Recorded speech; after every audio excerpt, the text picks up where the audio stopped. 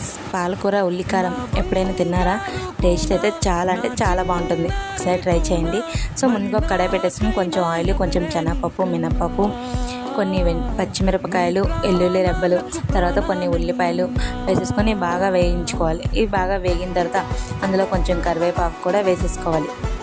తర్వాత కొంచెం కారం, కొంచెం పసుపు వేసేసుకొని ఇలా మిక్సీ పట్టి పక్కన పెట్టేసుకోవాలి. తర్వాత అదే కడాయిలో కొంచెం ఆయిల్ వేసేసుకొని పాలకూర వేసేసుకొని బాగా ఫ్రై చేసుకోవాలి. నీరు మొత్తం మీదకి తేలేంత వరకు దాన్ని ఉడికించుకోవాలి.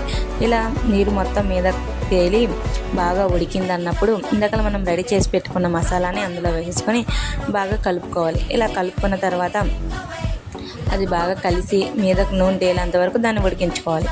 సో చూసారు కదా, నూనె మొత్తం మీదకు తేలింది కదా. సో ఎంతో టేస్టీ అయిన పాలకూర ఉల్లికారం అయితే రెడీ అయిపోయింది. సో మీరు కూడా ఒకసారి ట్రై చేయండి. టేస్ట్ అయితే చాలా అంటే చాలా బాగుంటుంది. Thank you for watching. Please subscribe.